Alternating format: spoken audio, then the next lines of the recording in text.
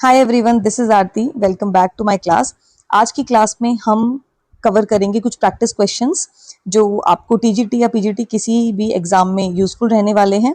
Questions का level अच्छा है, इसीलिए आपको टीजीटी के एग्जाम में ये चीज बहुत हेल्प करने वाली है। तो चलिए स्टार्ट करते हैं।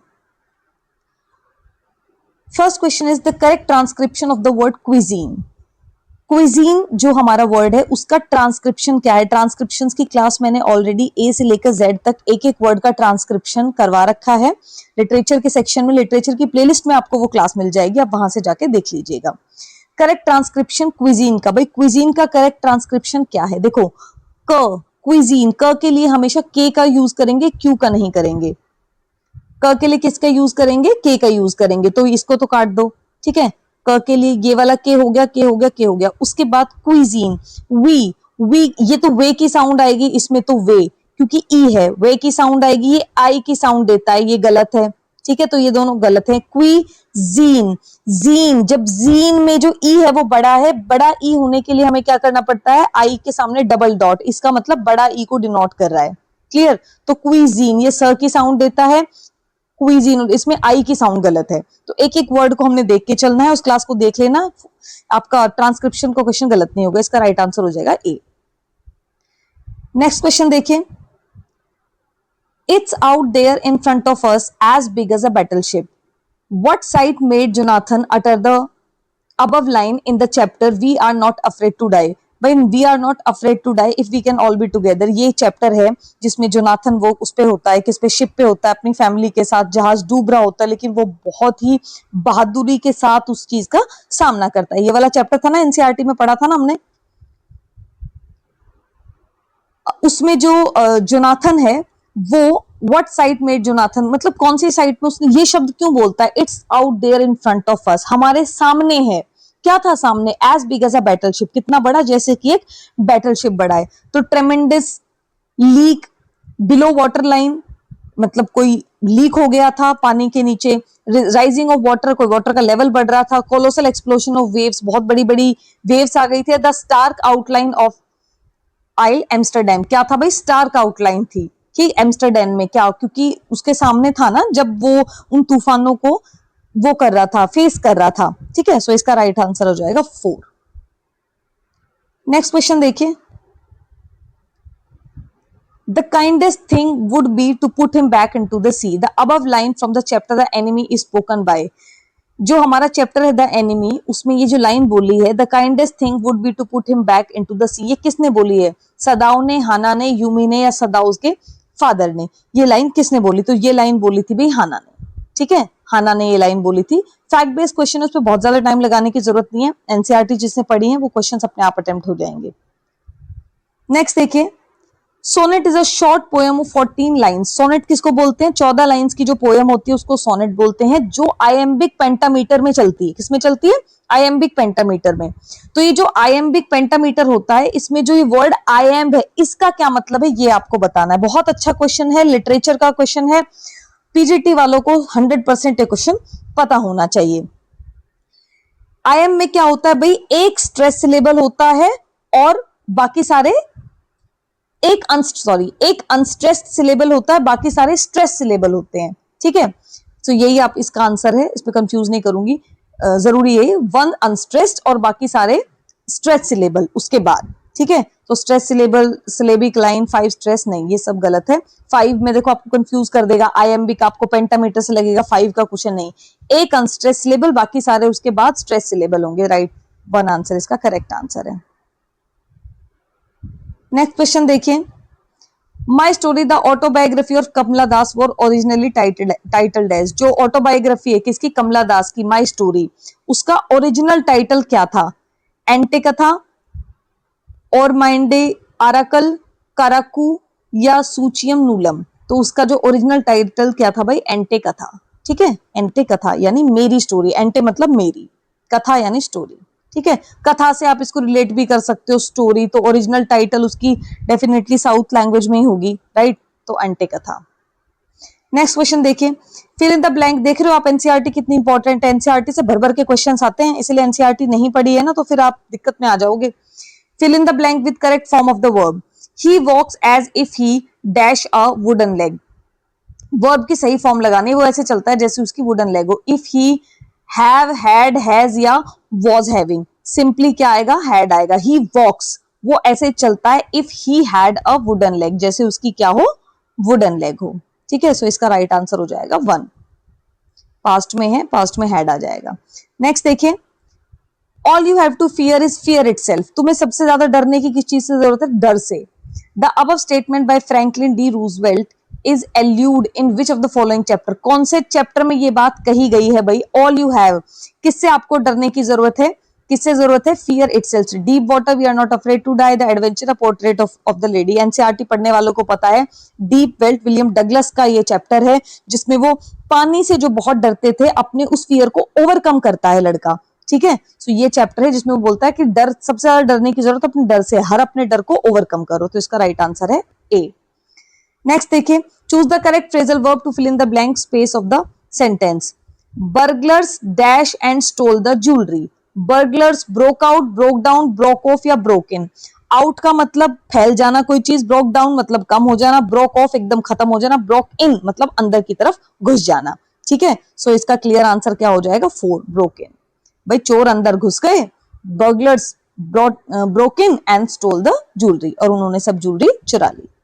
ठीक है, नेक्स्ट क्वेश्चन देखिए, the diary of the young girl chronicles the events in the life of, जो द डायरी है ऑफ अ यंग गर्ल, इसकी जो ऑथर हैं आपको पता ही है कौन है, एने फ्रैंक है। उनकी जो क्रॉनिकल्स, किसकी लाइफ की इवेंट के बारे में बात की गई, यानी उसको पूरा नाम जानने चाह रहे हैं आपसे एग्जामिनर। एने फ्रैंक तो सबको ही पता है, लेकिन एने फ्रैंक का पूरा नाम क्या है, मूरे, मैरी, मैकैफ्री या राइस। तो एने फ्रैंक का पूरा नाम है एनेलीज मारी फ्रैंक। क्या नाम है, एनेलीज मारी फ्रैंक। ऑल राइट, सो इसका राइट आंसर हो जाएगा 2। नेक्स्ट देखिए, what is the original title of the story the necklace by Guy de Maupassant. जो इसका ओरिजिनल टाइटल है, द नेकलेस का ओरिजिनल टाइटल क्या है, सो इसका ओरिजिनल टाइटल है ला परूरे। क्या नाम है, ला परूरे। सेकेंड, नेक्स्ट देखिए भाई 10 से 108 तक, 101 से ये है हमारा पोएम के क्वेश्चन। चलो इनको भी करा ही देते हैं, प्रैक्टिस हो जाएगी आपकी। Read the following poem and answer the following questions. Poem को रीड करना है और क्वेश्चंस को बोलना है। When you are old and grey and full of sleep and nodding by the fire, take down this book. जब आप बूढ़े हो जाओगे, जब बाल आपके सफेद हो जाएंगे, जवानी ढल जाएगी, फुल ऑफ स्लीप यानी एक तरह से डेथ के बिल्कुल नजदीक आ जाओगे, and nodding by the fire, और एकदम मतलब आग आपको जकड़ लेगी, and take down this book, ये बुक ले जाओ, एंड स्लोली रीड, और ध्यान से पढ़ो, धीरे से पढ़ो, and dream of the soft look your eyes had once, और उस सपने के बारे में सोचो जो आपकी आंखों ने कभी देखा था, end of their shadows deep, और उनकी कितनी गहरी परछाई थी, कितनी गहरी सोच थी, समझ थी। How many loved your moments of glad and grace, कितने सारे तुम्हारे अच्छे पल हैं जिसमें तुम बहुत खुश थे, and loved your beauty with love false और ट्रू, और तुमने अपनी ब्यूटी को लव किया होगा, चाहे वो सच्ची थी या झूठी थी। But one man love the pilgrim soul in you, लेकिन किसी ने तुम्हारी अंतर आत्मा से प्यार किया होगा, and love the sorrows of your changing face, तुम्हारे बदलते हुए चेहरे की जो दुख हैं उनसे भी प्यार किया होगा, and bending down beside the glowing bars, लेकिन अब वो चीजें अब कम हो रही हैं, ढल गई है जवानी, murmur little sadly how love fled, अब वो धीरे से कह रही कि कैसे कैसे प्यार उड़ गया, and paced upon the mountains overhead, और हवा के ऊपर से चला गया, and hid his face amid a crowd of stars, और अपना प्यार ने भी अपना चेहरा छुपा लिया है। क्वेश्चन नंबर 1 देखते हैं, which of the following theme is central to the poem, कौन सी थीम इसमें सेंट्रल थीम है। द इनएविटेबिलिटी ऑफ डेथ, यानी जो डेथ है वो हमारी अमर है ना, डेथ कभी भी मर नहीं सकती है, निश्चित सी बात है, मौत आनी ही आनी है। The transformative power of love, love की ट्रांसफॉर्मेटिव पावर के बारे में बात की गई है। The fleeting nature of beauty, beauty के फ्लीटिंग नेचर के बारे में, enduring nature of true love. Forgiveness, तो इसमें बात की गई फ्लीटिंग नेचर ऑफ ब्यूटी, क्योंकि उसमें सुंदरता की, ब्यूटी की और लव के नेचर की बात की गई है कि जो प्यार है उसका स्वभाव कैसा होता है। तो इसका राइट आंसर है 3। ठीक है, पैसेज और पोयम पढ़ने का सही तरीका ये है, पहले एक बार सरसरी निगाह से पूरा पैसेज या पूरा पोयम पढ़ लो, चाहे कंटेक्स्ट नहीं भी समझ में आ रहा है, समझ में आ रहा है तो वेल एंड गुड, नहीं समझ में आ रहा है तो कोई बात नहीं, एक बार पढ़ लो पूरा, उसके बाद क्वेश्चन पढ़ो, फिर जब क्वेश्चन पढ़ोगे तो थोड़ा समझ में आ जाएगा, अच्छा ये लाइन यहां से ली गई है, दोबारा रेफर कर सकते हो, ठीक है, टाइम वेस्ट होने से बच जाएगा। नेक्स्ट क्वेश्चन देखिए, identify the figure of speech. Figure of speech बताना है, employed in the phrase when you are old and grey, when you are old and grey, oxymoron, allusion, pun या metonymy. When you are old and grey, इसमें कौन सा figure of speech है भाई, इसमें figure of speech है मिटोनिमी, ठीक है, जब तुम बूढ़े हो जाओगे एंड आपको इसमें मिटोनिमी बताई जा रही है, क्लियर। नेक्स्ट क्वेश्चन देखिए, the poems tone shift between the stanzas, which of the following best describe this shift. जो पोएम की जो पोएम की जो टोन है वो स्टैंजाज के बीच में शिफ्ट हो रही है, तो कौन सी चीज इसको बेस्ट डिस्क्राइब कर रही है शिफ्ट को। नॉस्टैल्जिक से रिसेंटफुल जा रही है, लविंग से मोर्नफुल है, होपफुल से डिस्पेयरिंग है, या इनडिफरेंट से पैशनेट है।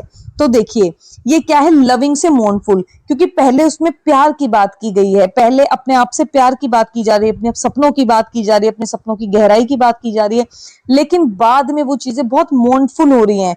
क्यों दुख हो रहा है, क्योंकि अब प्यार भी उड़ गया है, हवा में चला गया है, अब उम्र ढल गई है ना, अब मौत जगट रही है, तो इसीलिए इसका आंसर हो जाएगा 2।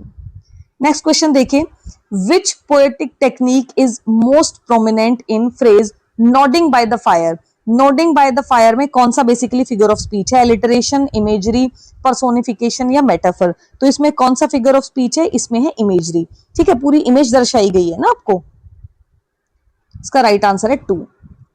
नेक्स्ट है, what does the glowing bars in the poem metaphorically represent. जो ग्लोइंग बार्स है वो किसको दिखा रहा है, the heart as a symbol of warmth, the barrier built around the woman's heart, the confinement of old age and loneliness, the youthful passion went awry. तो इसमें किस चीज को दिखा रहा है भाई, वो कन्फाइनमेंट को दिखा रहा है कि बुढ़ापे में और जो अकेलापन है वो कैसा लगता है ना। ग्लोइंग बार्स यानी जवानी के दिन अब ढल रहे हैं, जो गोल्डन डेज थे वो खत्म हो रहे हैं, अब बुढ़ापा आ रहा है, अब अकेलापन आ रहा है। सो इसका राइट आंसर है 3। नेक्स्ट क्वेश्चन देखिए, who is unrequited in love according to the poem. प्यार में कौन अनरिक्विटेड है पोएम में, पोएम के अकॉर्डिंग कौन है जो प्यार में अनरिक्विटेड है। ओल्ड लेडी, वो आदमी जिसने प्यार किया उसको, या पोएट खुद, या the man whom the lady loved. खुद पोएट अपनी बात कर रहा है, क्योंकि पोएट ने इसमें अपनी ही तो बात की है पूरी, तो पोएट खुद ही इसमें अनरिक्विटेड है, यानी उसको प्यार की जरूरत है, ठीक है भाई, सॉरी 3rd इसका राइट आंसर है। नेक्स्ट क्वेश्चन देखिए, find the synonym of the word Pilgrim. Pilgrim का सिनोनिम आपको बताना है। पिलग्रिम क्या होता है, wayfarer, Saint, place of worship या आइडलेटर। तो आपको पता है जो पिलग्रिम होते हैं वो क्या होता है, वेफेरर। क्या होते हैं भाई पिलग्रिम, वेफेरर, ठीक है। सो इसका राइट आंसर हो जाएगा 1।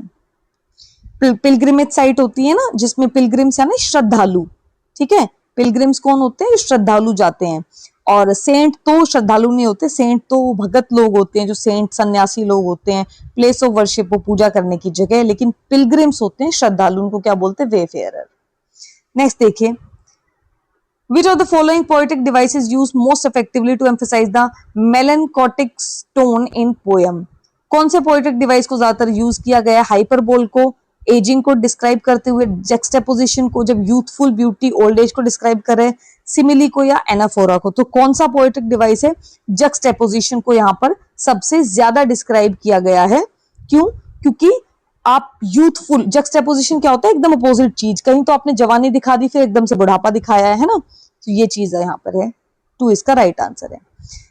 नेक्स्ट क्वेश्चन है, the smell of the melted butter tickle my nostrils as the nostrils of Jehovah were tickled by the burnt offerings of the virtuous Semites. The smell of which cuisine is being referred in the above line from the essay The Luncheon? The Luncheon literature का question है, तो लंचियन जो ऐसे है उसमें ये जो line है, the smell of the melted butter tickled by nostrils as the nostrils of Jehovah were tickled by the burnt offerings of the virtuous Semites, इसमें जो स्मेल है वो किस क्विजीन की है, सैल्मन की, कैवियर की, एस्पेरेगस की या मटन चॉप की। किस क्विजीन की है भाई वो स्मेल, वो स्मेल है एस्पेरेगस की। किसकी है, जिसने ऐसे पढ़ा होगा उसको आंसर ही अपने आप आ जाएगा, एस्पेरेगस की।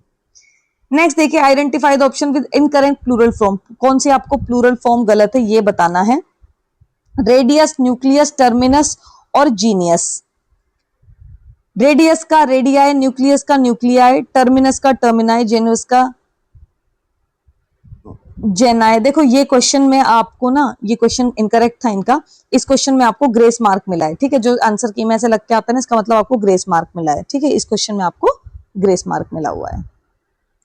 नेक्स्ट देखिए, fill in the blank with correct determiner. सही डिटर्मिनर चूज करना है। Ring me up if you need dash help.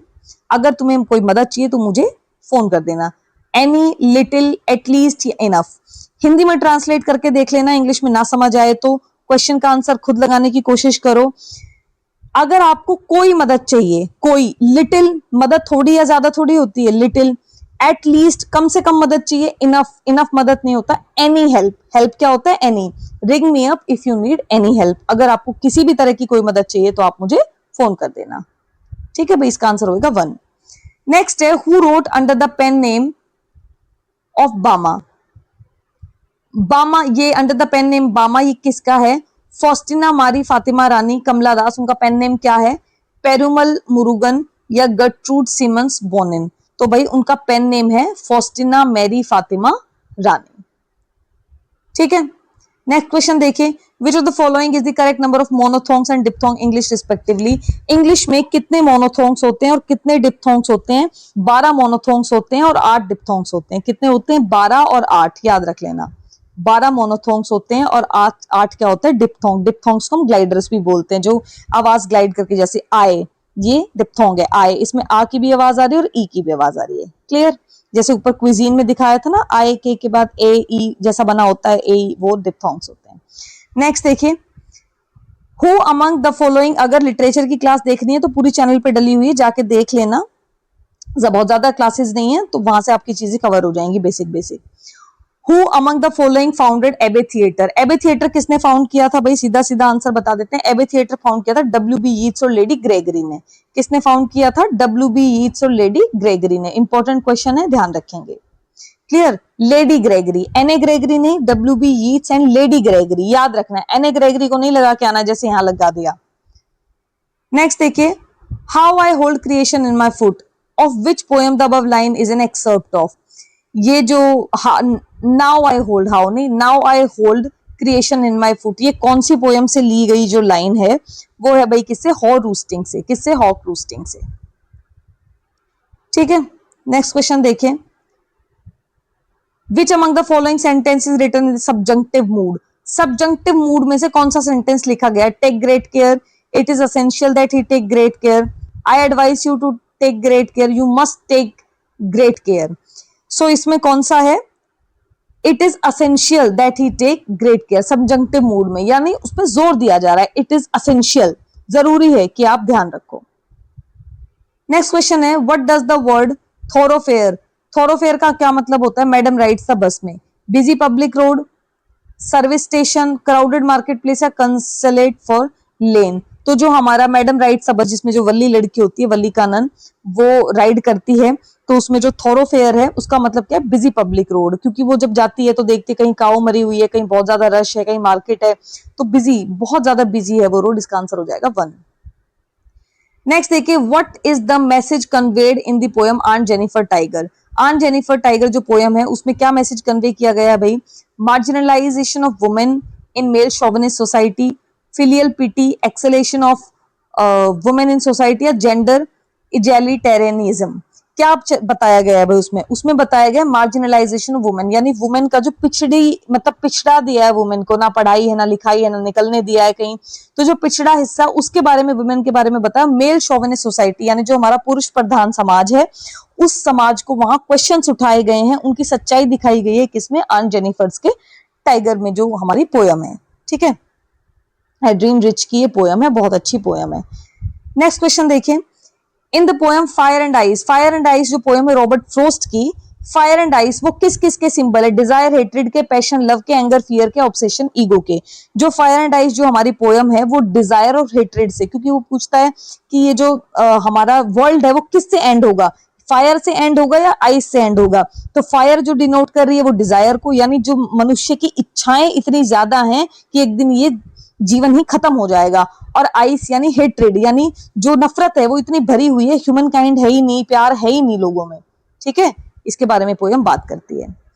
Next देखिए, to which of the following literary genres does the play the proposal by Anton Chekhov belong? कौन से genre में आएगा literary genre में proposal Anton Chekhov? Romance में, tragedy में, farce में या ओपेरा में? देखो, रोमांस तो ये है नहीं, क्योंकि खाली रोमांटिक नहीं है, उसमें सरकास्टिक चीजें भी हैं, उसमें लड़ाई झगड़ा भी है, उसमें फिर बहुत सारी चीजें हैं, तो रोमांस नहीं है। ट्रेजेडी भी नहीं है, फार्स में आएगा। किस में आएगा भाई? फार्स में। फार्स ऐसी चीज होती है जहां पर प्रपोजल्स की बात होती है, मैरिज की बात होती है, थोड़ी चीजें सरकास्टिक भी होती है ना, तो मिक्सअप होता है ये सब, ये आएगा फार्स में। सो ये थी आज की क्लास। क्लास पसंद आए तो लाइक जरूर करना, शेयर करना, कमेंट करना।